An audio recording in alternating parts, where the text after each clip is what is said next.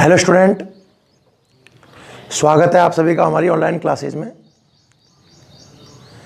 तो बच्चों, जैसा कि अपन 11th फिजिक्स का चैप्टर नंबर 2 पढ़ रहे हैं और इसमें भी हम बात कर चुके हैं विमाओं के बारे में। विमा निकालना आप ऑलमोस्ट सब सीख चुके हो। विमाओं के अनुप्रयोग हम पढ़ रहे थे और हमारा पहला अनुप्रयोग हो चुका है किसी भी सूत्र की सत्यता की जांच करना, जिसमें बहुत प्रकार के क्वेश्चन अपन ने देखे। कल लास्ट में मैंने आपको एक नोट लगवाया था कि कोई सूत्र अगर विमीय आधार पर सही है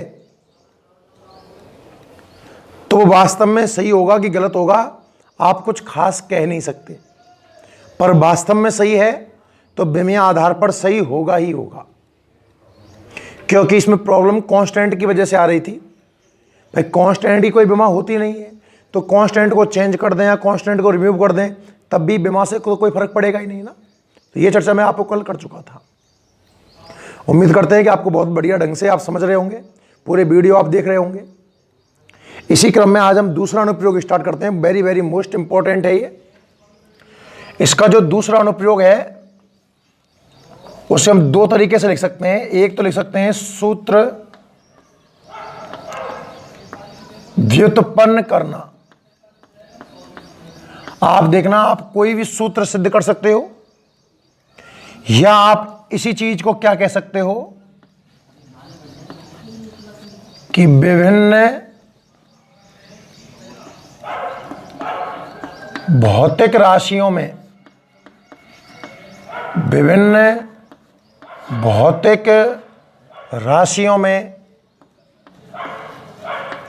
संबंध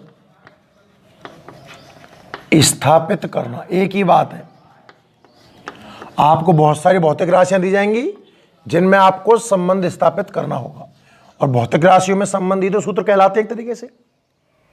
देखो समझना, इसका वैसे कोई खास पैटर्न है नहीं है। अगर मैं कोई सूत्र वगैरह बताऊं तो ऐसा कोई सूत्र नहीं है, आपको एक पर्टिकुलर तरीका ही फॉलो करना होगा। तो ध्यान से बोर्ड पर देखिएगा, मैं इसको एक क्वेश्चन लेकर आपको एक्सप्लेन करने का प्रयास करता हूं। क्वेश्चन क्या है, कोई भी सूत्र ले लो, कोई भी सूत्र ले लो। जैसे मैं गतिज ऊर्जा के सूत्र की बात करूं तो आप जानते हो गतिज ऊर्जा का सूत्र होता है 1/2 mv², 1/2 mv²।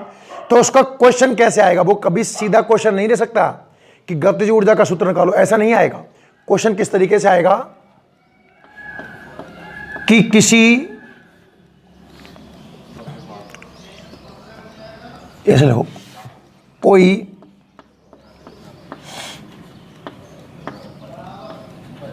m द्रव्यमान का कण, तो इसने बोल दिया कि m तो आपको द्रव्यमान काम लेना है, कैपिटल ले लो। चलो, m द्रव्यमान का कण v वेग से गतिशील है, v वेग से गतिशील है। m द्रव्यमान है और v कण का वेग है, तो m द्रव्यमान का कण v वेग से गति कर रहा है। तो कण की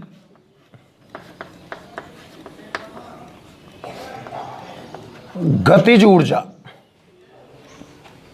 का व्यंजक व्युत्पन्न कीजिए। यह हमारा क्वेश्चन है। कण का द्रव्यमान कितना है m, वेग कितना है v, और आपको गतिज ऊर्जा का व्यंजक निकालना है। या ऐसे अगर नहीं बोलेगा तो इस सवाल की एक लैंग्वेज और बन सकती है, अथवा इस सवाल को ऐसे बोल सकता है कि किसी कण की गतिज ऊर्जा, कॉमा लगाइएगा, उसको यह बताना होगा कि ये किन किन राशियों पर डिपेंड कर रही है। किसी कण की गतिज ऊर्जा कण के द्रव्यमान तथा वेग पर निर्भर करती है। वेग पर निर्भर करती है।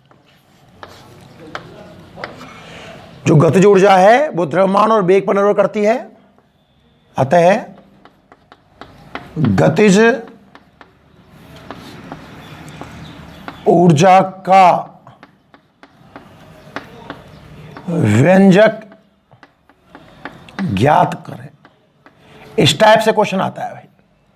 आप क्वेश्चन की लैंग्वेज समझने का प्रयास करिए, दोनों जगह एक ही चीज लिखी हुई है।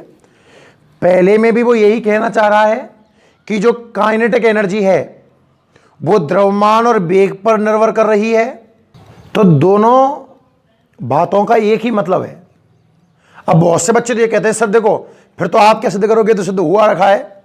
बच्चों कहां पता है आपको कि काइनेटिक एनर्जी? इतना पता है खाली कि जो गतिज ऊर्जा है वो एक तो सूत्र में द्रव्यमान आएगा और एक सूत्र में क्या आएगा, वेग आएगा।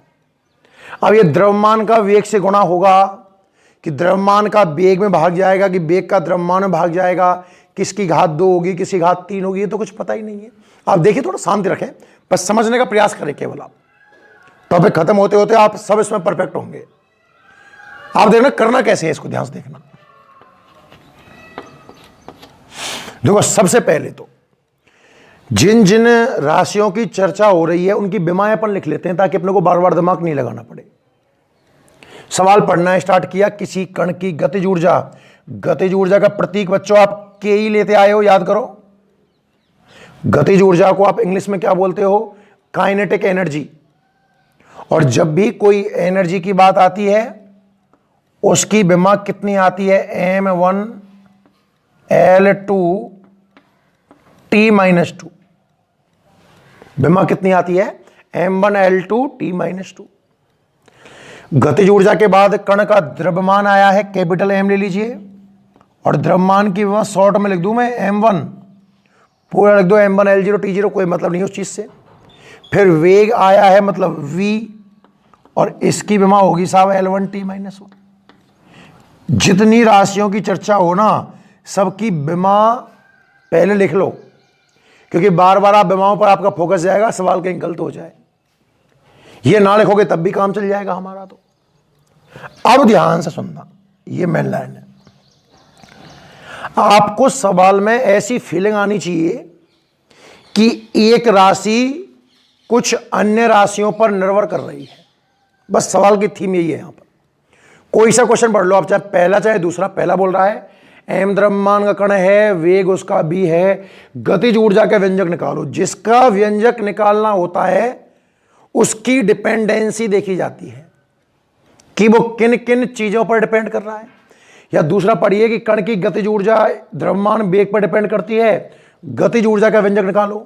तो आपको सूत्र किसका निकालना है, सूत्र हमें काइनेटिक एनर्जी का निकालना है। तो जिसका सूत्र निकालना है उसको पहले लिखो। दोनों सवाल पढ़ने के बाद क्लियरली फीलिंग आ रही है कि आपको गतिज ऊर्जा का व्यंजक निकालना है, और जिस भौतिक राशि का आपको व्यंजक निकालना होता है सबसे पहले आप उसी को लीजिए। हमें काइनेटिक एनर्जी का व्यंजक निकालना है, तो मैंने पहले काइनेटिक एनर्जी को लिखा। तरीका तो यह कहता है समानुपाती, निर्भर करती है। किस किस पर निर्भर कर रही है, पढ़ो सवाल को। गतिज ऊर्जा जो है वो किस किस पर डिपेंड कर रही है, एक तो डिपेंड कर रही है द्रव्यमान पर, और द्रव्यमान का प्रतीक हम क्या मानते हैं, m। अब द्रव्यमान पर किस प्रकार डिपेंड कर रही है, ऐसा कि क्वेश्चन में नहीं कहा गया कि भाई द्रव्यमान की एक घात के समानुपाती है, या द्रव्यमान की 2 घातों के समानुपाती है, या द्रव्यमान की -1 घात के समानुपाती है। ऐसा कुछ नहीं कहा ना। घात नहीं बता, अपनी तरफ से जोड़ दो, स्मॉल ए लगा दिया। ये लो, कुछ तो आएगा। अब वो कुछ कितना आएगा मुझे भी नहीं पता, इसलिए मैंने ए लगा दिया। सवाल पढ़ने की तरीका सीखिए। सबसे पहले उस भौतिक राशि की बात करो जो डिपेंड कर रही है। तो आपको सवाल पढ़ने के बाद फीलिंग आनी चाहिए कि काइनेटिक एनर्जी डिपेंड कर रही है, इसलिए मैंने काइनेटिक एनर्जी को पहले लिखा। किस किस पर डिपेंड कर रही है, द्रव्यमान पर और वेग पर। तो द्रव्यमान की घात कुछ भी लगा दो जो तुम्हारी इच्छा हो, और दूसरा वेग पर है तो वेग की घात भी कुछ भी लगा दो, ए आया है तो बी लगा दो। और मान लो मैं कहता कि भैया ये तो बल पर डिपेंड कर रही है, तो बल लिख कर घात सी लिख देता। जितनी भी राशियों पर डिपेंड करे, आपको टेंशन लेने की आवश्यकता नहीं है। जितनी भी राशियों पर डिपेंड करे आप तो ऐसे इसी क्रम में लिखते जाएंगे। अब आप भले हो सकता है कि पहले बी की पावर ए लगा दो, कोई फर्क नहीं पड़ेगा, चाहे द्रव्यमान पर भी, मतलब उनको पावर लगानी है अपने को क्या लगानी है, पावर। कहानी ये मेन कंसेप्ट है, मेन लाइन है, पूरे सवाल की जड़ है ये।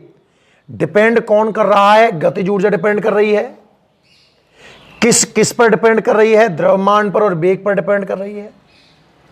तो द्रव्यमान की घात ए और वेग की घात बी।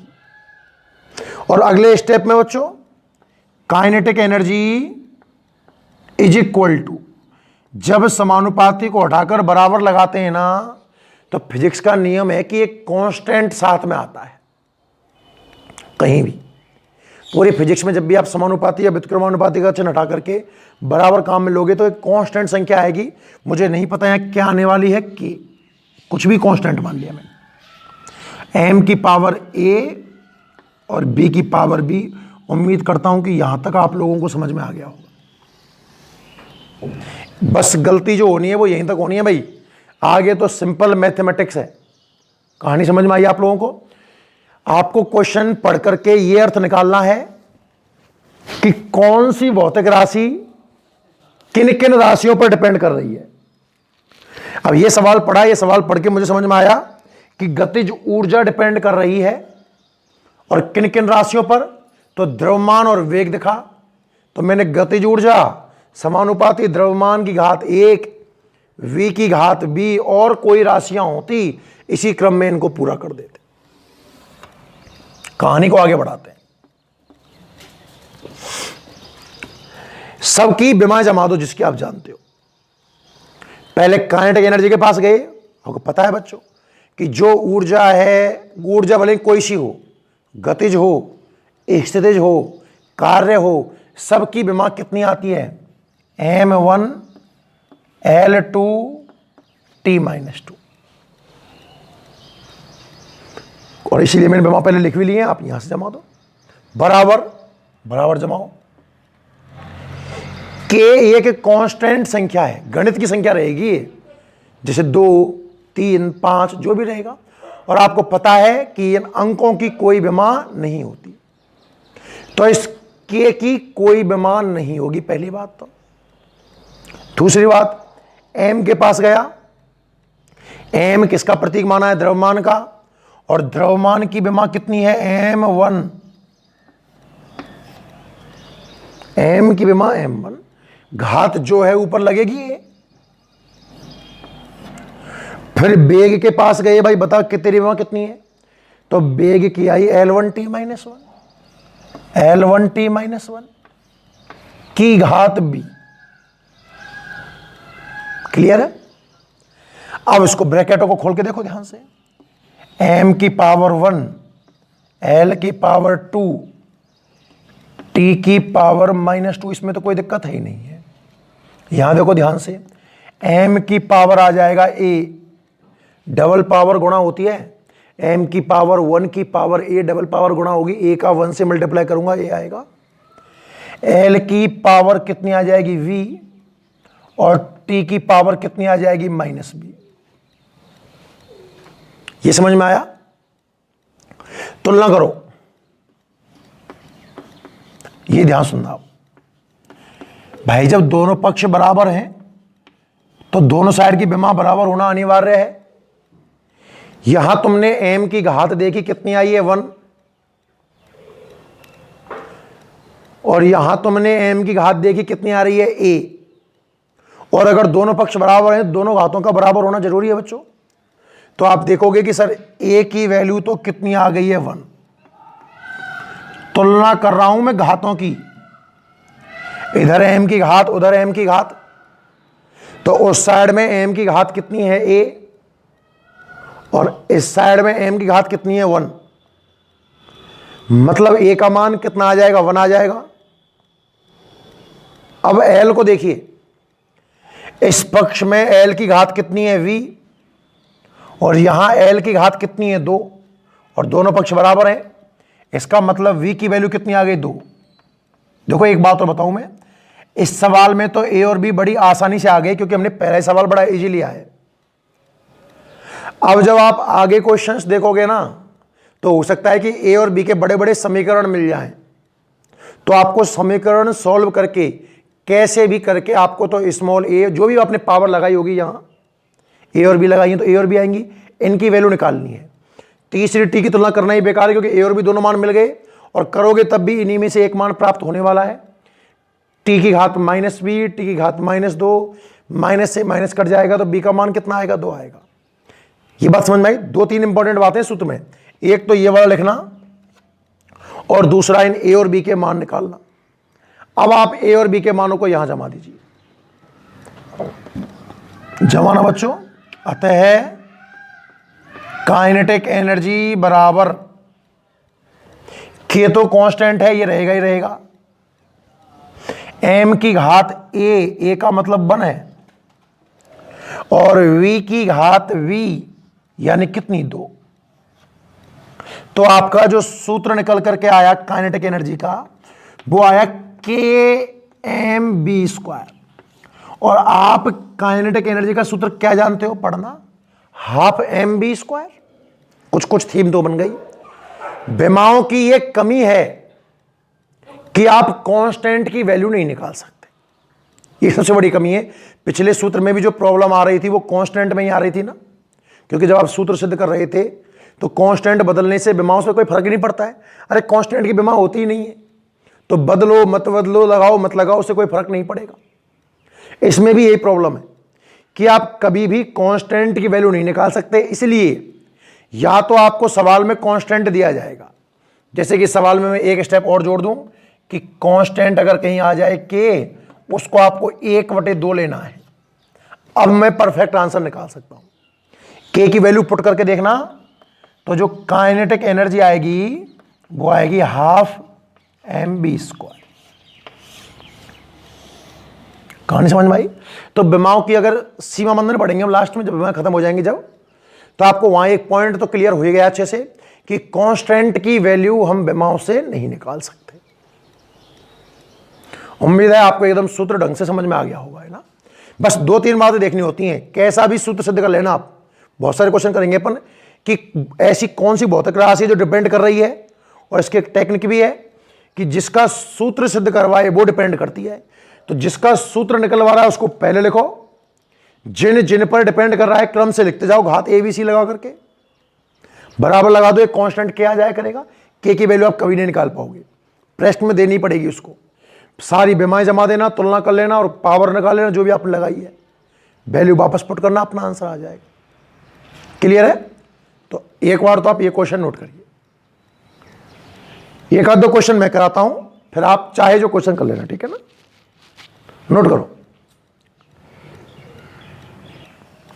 तो भाई अगला क्वेश्चन देखिए अब आप, है ना। एक क्वेश्चन और देख लेते हैं फिर आप करना, काफी अच्छा इंपॉर्टेंट क्वेश्चन है और आपकी बुक से ही लिया गया है, ठीक है ना। क्वेश्चन क्या है कि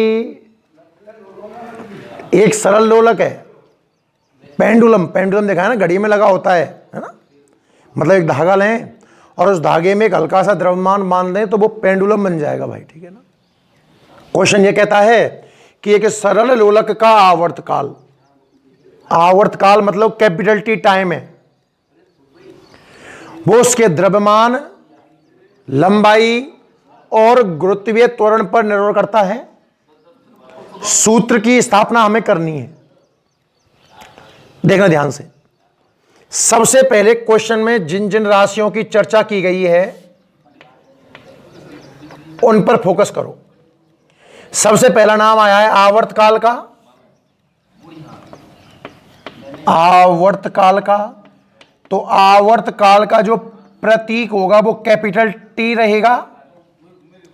और जैसा कि आप जानते हो आवर्तकाल एक समय होता है, बहुत सरल परिभाषा है आवर्तकाल की कि एक चक्कर पूरा करने में लगा समय। और समय की विमा आप जानते हो, टाइम T1 समय कह दो या ये नाम बहुत आएगा, आवर्तकाल याद रखिएगा समय ही होता है। उसके बाद नाम क्या आया, द्रव्यमान। द्रव्यमान का प्रतीक क्या रहेगा, M, और इसकी विमा होगी M1। अगला नाम किसका आया है? लंबाई का। तो लंबाई का प्रतीक क्या मान लेंगे हम? एल। विमा कितनी? L1। और एक नाम और आया है गुरुत्वीय त्वरण का,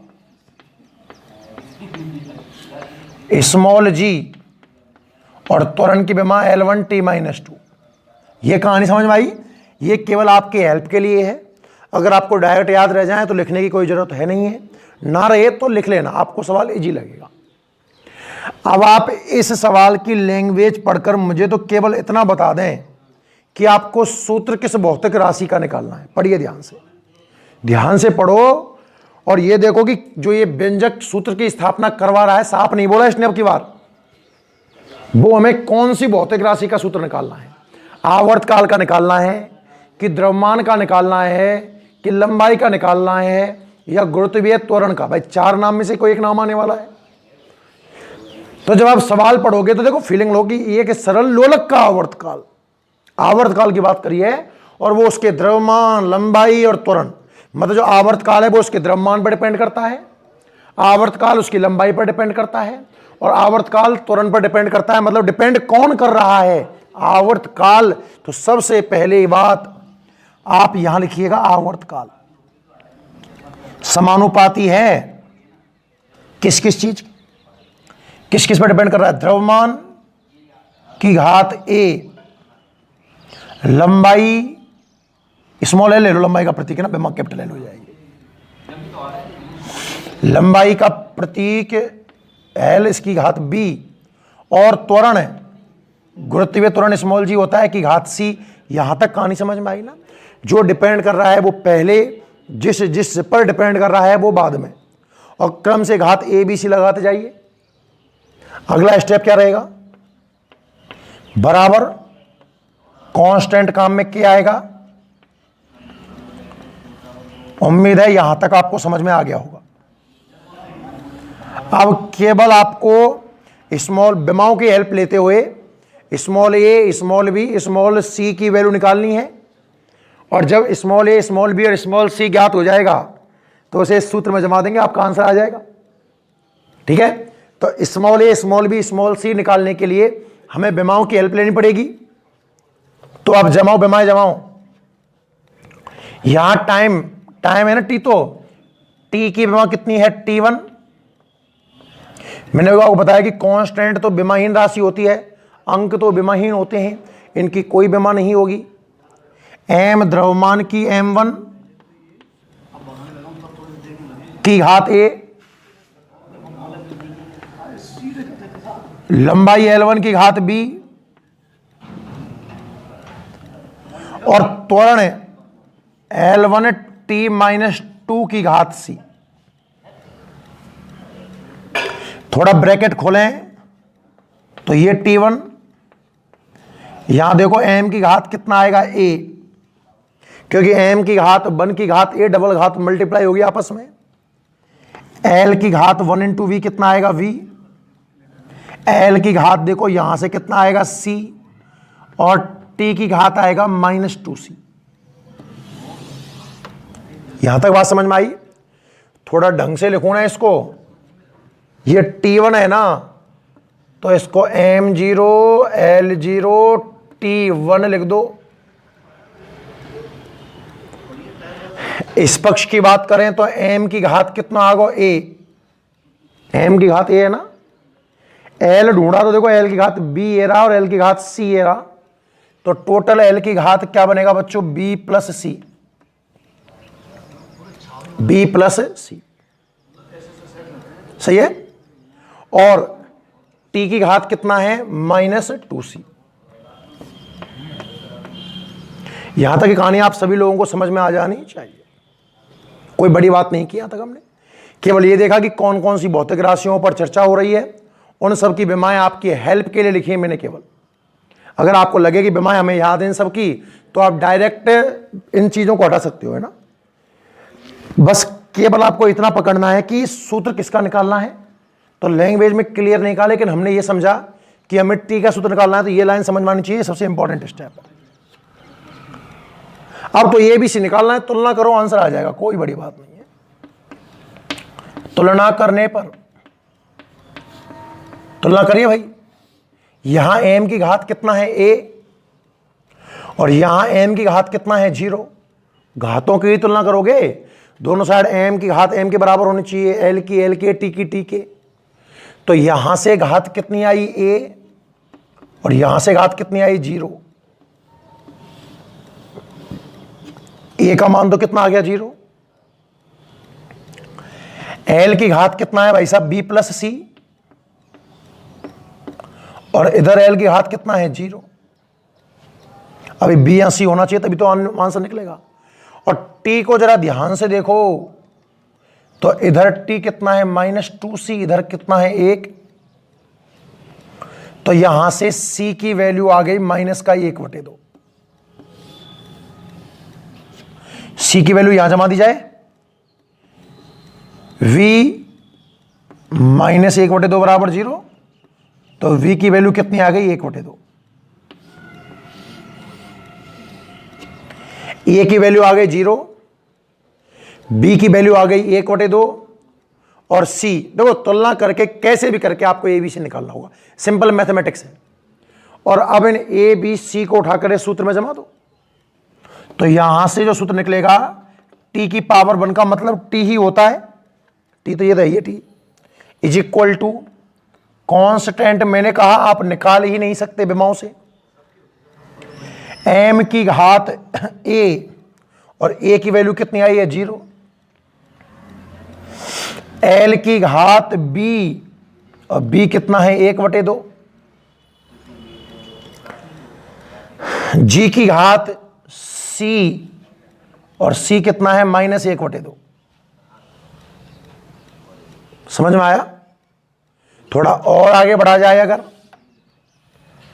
तो दिमाग लगाना, t is equal to constant m की पावर 0, जिसके सिर पे 0 बैठ गया उसका मान 1, उसका कोई रोल ही नहीं है भाई। m की पावर 0 1 आएगा, 1 से मल्टीप्लाई करने पर कोई फर्क पड़ेगा नहीं, हटा दो इसको।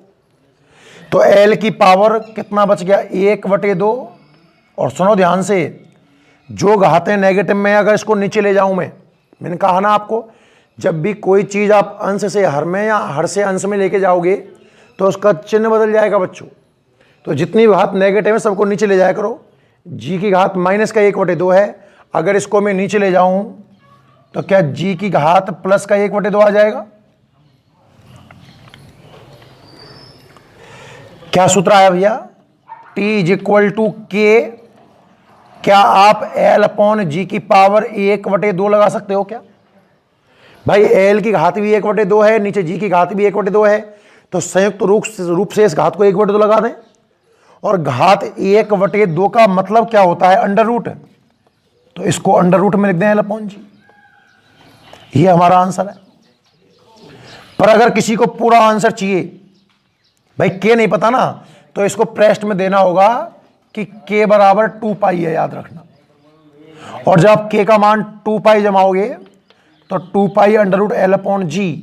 याद रखिएगा ये सूत्र जब अपन लोलक वाला चैप्टर पढ़ेंगे ना, खूब डिटेल में भी आएगा। पर आज आपको ये सूत्र विमीय विधि से सिद्ध करना आना चाहिए। और विमीय विधि की सबसे बड़ी कमी, सबसे बड़ा ड्रॉबैक जो है वो ये कि ये कांस्टेंट की वैल्यू नहीं निकाल सकता है। बहुत शानदार क्वेश्चन है, मोस्ट इंपॉर्टेंट है। मैं एक बार और एक्सप्लेन कर दे रहा हूं ना, फिर आप इसको लिख लेना। क्वेश्चन था कि सरलोलक का जो आवर्त काल है वो द्रव्यमान, लंबाई और त्वरण पर डिपेंड कर रहा है। डिपेंड कौन कर रहा है? आवर्त काल तो पहले आया, द्रव्यमान पर, लंबाई पर, गुरुत्वीय त्वरण पर बराबर लगाकर क्या आ गया? आवर्त काल की विमा T1, द्रव्यमान की M1, लंबाई की L1, त्वरण की L1 T-2, घात ABC लगा दी, ब्रैकेट खोल लिए, यहां तक समझ में आ जाएगा। और सबको इकट्ठा कर लिया, यहां तक कहानी क्लियर होनी चाहिए। अब दोनों पक्ष बराबर हैं तो विमाएं बराबर होनी चाहिए।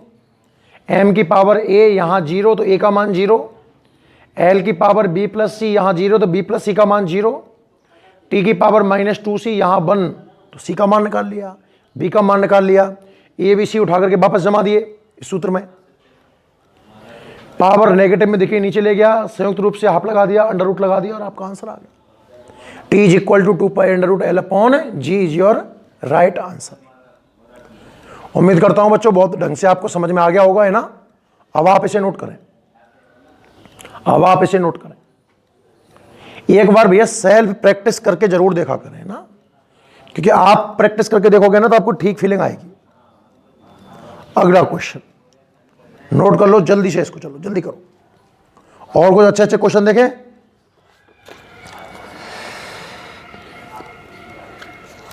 एक क्वेश्चन आपके लिए होमवर्क लिखो।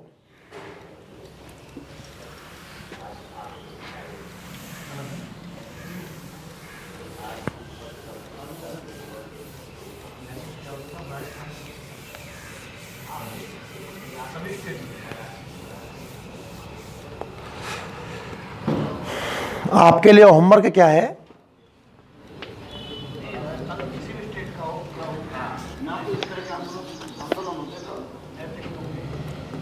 क्वेश्चन लिखिए, एक तार की कंपनों की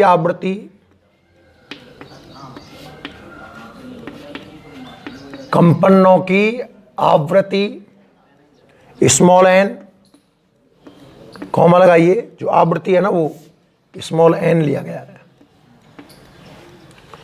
तार की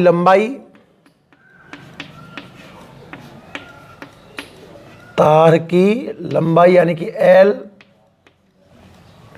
कॉमा तनाव यानी कि कैपिटल टी, तथा प्रति एकांक लंबाई के द्रव्यमान तथा प्रति एकांक लंबाई के द्रव्यमान स्मॉल एम पर निर्भर करती है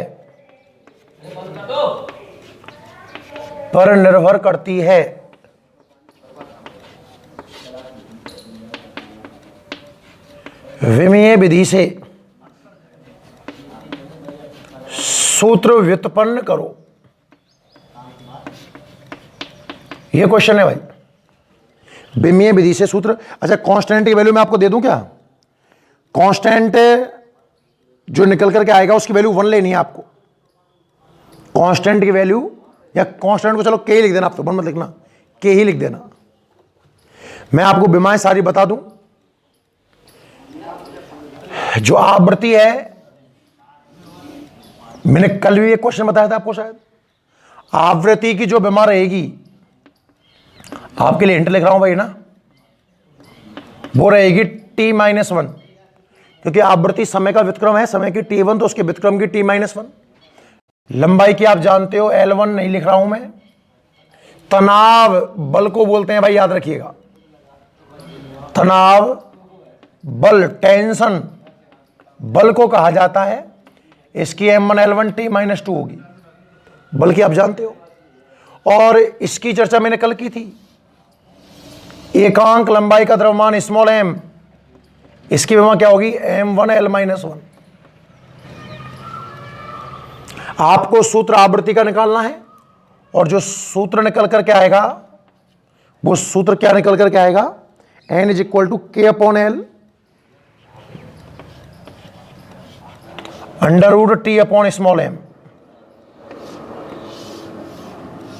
N = K/L √T/m। ये आंसर निकल के आना चाहिए आपका। होमवर्क है, आप ट्राई अगर ईमानदारी से करोगे तो कंफर्म आपको समझ में आएगा। नोट करो, चलो होमवर्क आपको ये करना है, ठीक है ना। एक आध दो क्वेश्चन और देखते हैं बढ़िया बढ़िया से ना, हल्के क्वेश्चन तो आप कर ही लोगे, सबसे हो जाएंगे। और कोई अच्छा सा क्वेश्चन, एक सेकंड, हाँ ये आ रहा,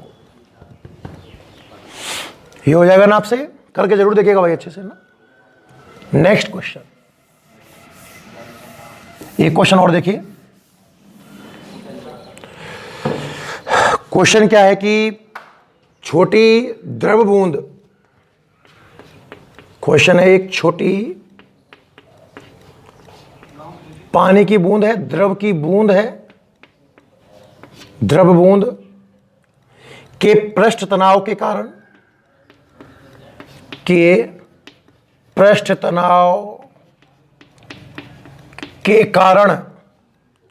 दोलन का समय, दोलन का समय कैपिटल टी, कॉमा लगा हुआ है। बूंद के घनत्व, बूंद के घनत्व, घनत्व का प्रतीक डी लिया इसने, कॉमा। त्रिज्या तथा पृष्ठ तनाव पर निर्भर करता है। विमीय विधि से सूत्र की स्थापना करो। घनत्व, कॉमा, त्रिज्या तथा पृष्ठ तनाव। अब इसका प्रतीक कैपिटल टी भी होता है। यह पृष्ठ तनाव है और थोड़ी देर पहले जो होमवर्क मैंने दिया था वो तनाव था। दोनों अलग अलग चीज हैं। पर निर्भर करता है, पर निर्भर करता है। सूत्र व्युत्पन्न करो, ध्यान से देखना। अगर ये समझ में आ गया तो मानना कि आप क्वेश्चनों में नहीं अटकोगे, गारंटी है मेरी ना। समझिए, अब डायरेक्ट करेंगे सवाल को। सूत्र किसका निकालना है, पढ़ना है एक बार सवाल।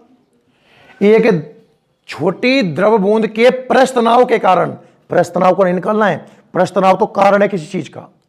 छोटी द्रव बूंद के पृष्ठ तनाव के कारण दोलन का समय, मतलब सूत्र समय का निकालना है। दोलन का जो समय है वो घनत्व पर डिपेंड कर रहा है, त्रिज्या पर डिपेंड कर रहा है और पृष्ठ तनाव पर डिपेंड कर रहा है। सूत्र निकालना है, मतलब सूत्र आपको समय का निकालना है बच्चों, ध्यान से देखना। तो कैसे करेंगे कि जो समय है टी, समानुपाती लगाओ। किस किस पर डिपेंड कर रहा है? बूंद के घनत्व पर, यानी कि डी पर।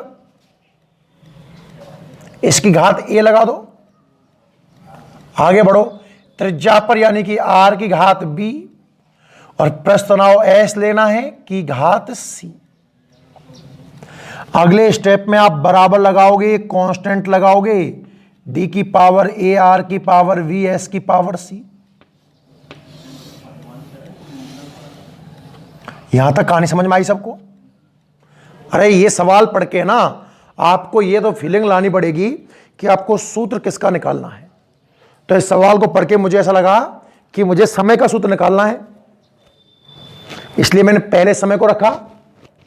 फिर वो जिन जिन बातों पर डिपेंड कर रहा था वो क्रम से नोट कर दिया। घनत्व पर, त्रिज्या पर, पृष्ठ तनाव पर, सबकी विमाएं जमाओ। टी क्या रिप्रेजेंट कर रहा है? समय को, और समय की विमा होती है T1। कांस्टेंट की कोई विमा होती नहीं, अंकों की कोई विमा नहीं होती। डी क्या चीज है? घनत्व। और याद करो घनत्व का सूत्र द्रव्यमान बटे आयतन। तो द्रव्यमान की तो ऊपर m1 और आयतन लंबाई गुना चौड़ाई गुना ऊंचाई L3, नीचे ऊपर गया तो L-3। आपको समझ में आ जाना चाहिए भाई अब तक तो। घनत्व द्रव्यमान बटे आयतन, द्रव्यमान m1, आयतन की नीचे L3, ऊपर गया तो L-3। R त्रिज्या है, त्रिज्या एक लंबाई होती है कि घात b, और ऐसे पृष्ठ तनाव। ध्यान से सुनना, अगर सिर्फ तनाव हो, अगर सिर्फ तनाव हो तो बल के बराबर। मैं लिख दूं दोनों नाम, आप निकला अपने हिसाब से। तनाव हो तो बल के बराबर, मतलब M1L1 T-2। और अगर पृष्ठ पर तनाव हो, पृष्ठ तनाव ये क्या होता है इसके अपन करेंगे आगे ना। तो सूत्र होगा बल बटे लंबाई। याद रखिएगा भाई, दो सूत्र और नए मिल गए आज आपको है ना। तनाव का मतलब बल, और पृष्ठ तनाव का मतलब बल बटे लंबाई। अब बल की कितनी है? M1L1 T-2, और लंबाई के नीचे L1 कट जाएगा। तो पृष्ठ तनाव की विमा क्या बचेगी? M1 T-2 की घात सी। ये समझ में आया कि नहीं आया? सारी विमाएं आपको पता होनी चाहिए। विमाएं समय के हिसाब से याद होंगी भाई, कुछ एक आपको धीरे धीरे याद हो गई होंगी, आप फीलिंग कर रहे होंगे ऐसी ना। अब सॉल्व कर लो इसको। जब आप सॉल्व करोगे तो ये T1 है, ब्रैकेट खोला तो m की पावर a, l की पावर -3a, l की पावर v, m की पावर c, t की पावर -2c। ये m0 L0 T1 लिख सकता हूं इसको। यहां m की घात a और यहां m की घात c, तो a प्लस c। l की घात की बात करूं तो केवल b दिखेगा, कुछ और है ही नहीं है। सॉरी, m की power a plus c, l की पावर b माइनस 3 है। भाई l की पावर b तो दिख रहा है, यहां से -3 भी तो है, तो b -3 है, और t की पावर है -2c। अब तुलना करो, अब तुलना करो। तो जब आप तुलना करोगे तो आपको दोनों पक्षों की तुलना करनी है, m की पावर की m की पावर से, l की पावर की l की पावर से, और t की पावर की t की पावर से। करो भाई, कंपेयर करो दोनों को, देखो। इधर m की पावर कितना है, a प्लस c, और यहां कितना है 0। इसका मतलब a प्लस c का मान तो कितना आ गया 0। इधर l की पावर कितना है b माइनस 3a, और उधर l कितना है 0, तो b माइनस 3a कितना आ गया 0, और इधर t कितना है -2c, और उधर कितना है 1। अरे 3 चीज तो निकल के आएंगी, ध्यान से देखो भाई। m की पावर a प्लस c, उसे हमने 0 कर दिया। l की पावर b माइनस 3a, इसे 0 कर दिया, और t की पावर -2c से हमने 1 कर दिया। तो यहां से जो c निकल करके आया वो आया -1/2। इस c की वैल्यू को यहां जमाया जाए क्या, a -1/2 बराबर 0, तो a की वैल्यू प्लस की 1/2, और इस a की वैल्यू को यहां जमाया जाए क्या, तो b -3 गुना 1/2 बराबर 0, तो b की वैल्यू कितनी आ गई 3/2। मैंने कहा था ये सरल भी हो सकता है, कठिन भी हो सकता है, पर आपको सॉल्व करके ABC के मान निकालने ही होंगे। इन मानों को आप इस समीकरण में जमा दीजिए। अतः समय का सूत्र क्या बन गया भाई, देखो k, d की घात a मतलब 1/2, r की घात b मतलब 3/2, और s की घात c मतलब 1/2। ये आपको बात समझ में आई? थोड़ा ढंग से लिखो ना, सारी घात पॉजिटिव आई है क्या, s की घात भी प्लस की है क्या, देखना ये -1/2 है भाई। तो इसको लिखूं ना तो k सुनना, d की पावर ½ r की पावर 3/2 और नीचे s की पावर 1/2 लिख सकता हूं क्या। तो इसको मैं t = k, देखो सब में 1/2 1/2 1/2 है ना, तो क्या बचेगा उसको हटाओ, d की पावर 1/2 हटा लो, मतलब सब में से, मतलब 2 से गुणा कर दो आप, तो 1 बचेगा, यहां r³ बचेगा, यहां s, पूरे पावर 1/2 का मतलब है सबको अंडर रूट के अंदर बंद कर दो। तो ये जो सूत्र निकल के आया ये समय का निकल के आया। मैंने कहा ना आपको कि थोड़ी सी कैलकुलेशन सरल भी हो सकती है, कठिन भी हो सकती है, पर आपको इस बात में टेंशन लेने जैसी कोई बात नहीं है। आप तो अपना प्रॉपर तरीका फॉलो करो, क्वेश्चन सही हो ही जाएगा। क्लियर है बच्चों? तो आज की क्लास में आपने कुछ क्वेश्चन सीखे हैं जिनमें हमने सूत्र व्युत्पन्न करना चाहा है। अब कोई भी ऐसा सूत्र हो, अच्छा जुड़ने वाले सूत्र आप सिद्ध नहीं कर सकते, b = u + at आप सिद्ध नहीं कर सकते। अब आप नए नए सूत्र लेना, जैसे मैंने आपको स्थितिज ऊर्जा करवाई mgh, तो सवाल बना लेना कि भाई स्थितिज ऊर्जा द्रव्यमान पर, गुरुत्व त्वरण पर, ऊंचाई पर डिपेंड करती है, करके देखना। मन से क्वेश्चन बनाओ जिसका सूत्र आपको पता हो, और वो सूत्र आप सिद्ध करके देखोगे होते हैं कि नहीं होते। कल की क्लास में और इन्हीं पर चर्चा करेंगे अपन, ठीक है ना। तब तक के लिए आप सभी को धन्यवाद। नोट कर लो बच्चों।